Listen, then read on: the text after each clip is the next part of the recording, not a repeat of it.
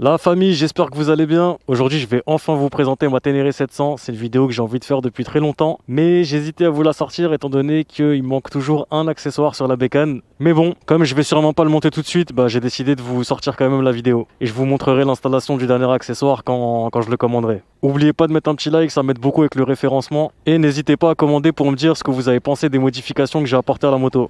Alors aujourd'hui on se retrouve pour la présentation de ma Yamaha Ténéré 700 Extreme Edition, digne héritière d'une longue lignée de bécanes depuis son illustre ancêtre la Yamaha XT500. Si ça vous intéresse d'ailleurs, je vous ferai une petite vidéo sur l'histoire des Ténéré. C'est un modèle de 2023. Bon, pour ceux qui connaissent pas la Ténéré, si vous vivez dans une grotte parce qu'on la voit un petit peu partout, moteur CP2, bicylindre, 690 cm3 pour être précis. ABS 3 modes sur ces modèles de 2023. On peut désactiver soit l'avant, soit l'arrière, soit les deux. Réservoir de 16 litres, contrairement à la World Red qui a un réservoir de 23 litres. Mais bon, pour moi ça suffit. À moins que vous partez vraiment au milieu de nulle part, c'est un réservoir qui suffit. Il y a des stations-service, c'est pas ce qui manque. Poids tout plein fait, en parlant du réservoir, on est quand même à 205 kg, donc c'est un beau bébé.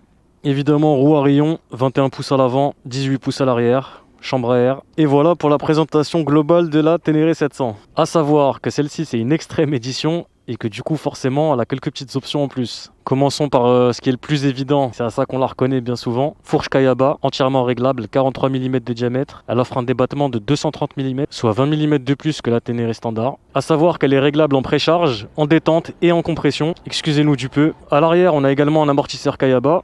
Pareil, débattement de 220 mm, soit 20 mm de plus que la Ténéré standard, entièrement réglable. Compteur TFT 3 pouces, mais chose qu'on n'a pas sur les autres éditions, on a 3 thèmes. Je vous montre rapidement les 3 thèmes, Explorer, Street et le mode qu'on n'a pas sur les autres Ténéré, le mode Red. Il me semble qu'on l'a également sur la World Red si je vous dis pas de bêtises. Ça c'est le mode Street, je vous montre le mode Explorer, c'est un autre affichage. Et enfin, le mode Red qui permet d'avoir un affichage un peu plus typé rallye. Pour le contrôler, ça se passe ici sur le Komodo. Vous avez ces petits boutons qu'on ne retrouve pas d'ailleurs sur les autres Ténéré. Et c'est un mode qui permet de mettre en avant les distances qu'on a parcourues. Je pense que c'est utile notamment pour ceux qui utilisent des roadbooks. Selle rallye monobloc, 20 mm de rembourrage supplémentaire. Pour avoir fait un road trip avec la selle basse, je peux vous dire que c'est pas de trop. Plus de confort donc, mais on se retrouve avec une hauteur de selle à 910 mm. Autant vous dire que pour les plus petits d'entre nous, c'est pas évident de la prendre en main. Évidemment, on peut pas parler de l'extrême sans parler du garde-boue haut. C'est pas tout le monde qui aime, personnellement je trouve que ça donne vraiment du charme à la moto. On dirait un YZ comme ça. Petite touche supplémentaire de la Extreme Edition qui fait également plaisir. Ils sont plus légers de 200 grammes que les repose-pieds d'origine et ils offrent une surface supplémentaire de 35%. Qu'est-ce qu'on peut demander de plus? Le guide chaîne qui est aussi fourni d'origine avec la moto. En off-road c'est quand même pratique, ça serait embêtant de dérailler. Et enfin la petite protection de radiateur qui aussi pour le off-road ne se fait pas prier. Voilà pour les accessoires fournis d'origine sur ce modèle Extreme Edition. Je vais vous présenter maintenant tout ce que moi j'ai pu ajouter sur la moto. Et on va commencer par le haut avec les protections de main que j'ai changées. J'ai viré les protections d'origine pour mettre les Barkbusters VPS. Personnellement, je trouve elles sont très jolies et elles changent vraiment l'aspect de la bécane. J'aurais aimé avoir les armatures en noir, mais j'étais un petit peu pressé. Elles étaient en rupture de stock quand j'ai commandé. Je les changerai peut-être plus tard. J'ai également changé les rétroviseurs. Je suis passé sur des Adventure Spec, beaucoup plus solides et surtout qui sont réglables grâce à la petite molette qu'on trouve dessus.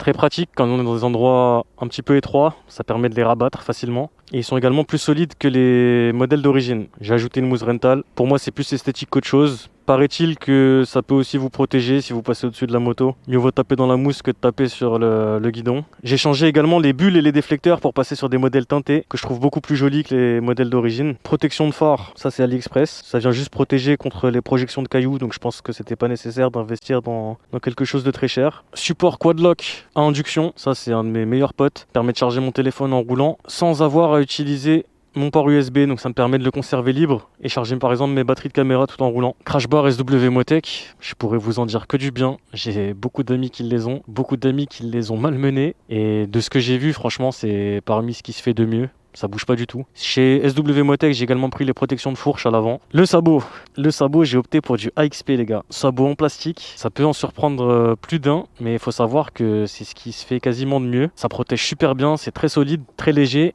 Et comme c'est du plastique justement et pas du métal, ça évite d'avoir tous ces petits bruits de ferraille quand on roule sur des cailloux. Qui plus est, le sabot remonte assez haut, donc il couvre la pompe à eau et il couvre également les biellettes, chose qu'on n'a pas forcément avec d'autres types de sabots. On reste sur le domaine des protections, j'ai recouvert les carters moteurs par des protections Acerbis des deux côtés. Le cadre également, c'est Acerbis, jusqu'au bras oscillant, je vous le donne en mille Acerbis. Donc toute cette protection supplémentaire en cas de chute. j'ai changé l'ensemble des carénages par des carénages AirTech sur lequel j'ai fait un kit déco. Vous me direz ce que vous en pensez d'ailleurs, s'il vous plaît. Honnêtement, le kit AirTech, je le trouve assez sympa parce qu'il apporte une petite finition supplémentaire qu'on n'a pas sur le kit d'origine, vous voyez, avec ses aérations et cette forme un peu plus travaillée. Donc honnêtement, ça change. Après, c'est du plastique un peu brut, donc si vous le couvrez pas d'un kit déco, c'est joli de loin ou dans le noir, mais dès qu'il fait jour, c'est quand même pas ouf. Enfin, on va passer à l'arrière de la moto. J'ai le porte-paquet Yamaha. Ça, je l'avais pris en même temps que la moto. Ça, c'est une de mes sacoches de Crash Bar Lone Rider. J'ai explosé l'autre en chutant en off-road. J'ai arraché absolument toutes les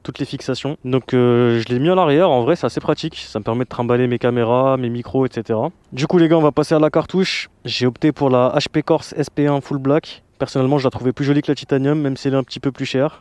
Vous me direz en commentaire ce que vous en pensez, mais je sais que c'est matière à débat. Il n'y a pas tout le monde qui aime les passages hauts. Il y en a beaucoup qui m'ont posé la question pourquoi j'ai pas choisi un Akrapovic par exemple. La réponse elle est assez simple. D'origine, le pot il est fixé ici, donc il dépasse vachement sur le côté. Idem pour les Akra et tous les pots que vous allez mettre à la place de la cartouche d'origine. Le problème, quand vous faites du off-road et que vous tombez côté droit, le pot qu'est-ce qu'il fait ? Il plie. En soi, c'est pas super grave parce que cette patte c'est fait pour. Il suffit juste de redresser et ça se remet. Bien que j'ai des doutes sur sa santé à long terme à force de la plier dans tous les sens. L'autre souci, c'est que comme la ligne elle passe ici, quand ça plie, ça vient abîmer le bras oscillant. Et un bras oscillant, ça coûte pas 5 €. Donc je me suis dit, on met un passage haut et on a plus ce problème. Ce qui m'a du coup levé un autre problème. Avec le passage haut, si je conservais le support de plaque d'origine, j'avais le clignotant qui sortait juste devant la sortie. Et du coup, le clignotant il finit par fondre. Donc j'ai dû également changer mon support de plaque. J'ai opté pour un off the road, c'est allemand, qui me permettait en fait de déporter mes clignotants sous la sortie du pot d'échappement. Petit détail supplémentaire dont j'ai oublié de vous parler, j'ai également changé le carter de chaîne. Je suis passé sur un modèle en aluminium. Ça honnêtement, c'est du AliExpress. Franchement, il est très bien, il fait le job. La version de Yamaha, je trouve que c'était trop cher pour ce que c'était. Pour ceux que ça intéresse, je sais qu'il y en a aussi qui font des vidéos et qui me suivent. Ça, c'est l'installation que j'ai fait pour mon Insta360. Vous voyez, j'ai une double fixation pour éviter que ça parte dans tous les sens quand je roule. En fait, je viens fixer ma perche ici. Hop, il faut la visser sur son bras. Vous voyez. Et ensuite, j'ai ce bras-là qu'il faut venir serrer. Ce qui fait que ma Insta360, elle tient en fait sur 2 points. Elle a un point de fixation ici et un point de fixation ici.